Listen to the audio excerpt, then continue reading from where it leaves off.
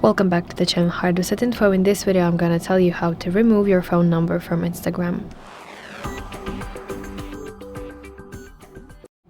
So there's an important thing that you should know before you start, that you must have confirmed email that is linked to your Instagram account before you remove your phone number, because if your phone number is your only recovery method, for example in those situations when you lose access to your Instagram profile, then Instagram will not let you delete your phone number.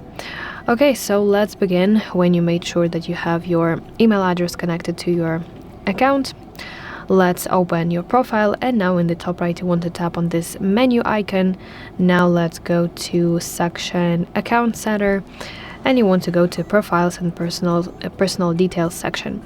Now under Personal Details you want to tap on Contact Info, and now let's tap My Phone Number.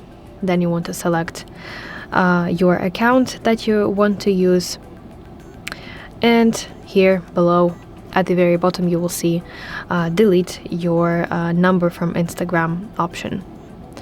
So press delete button in order to confirm this action.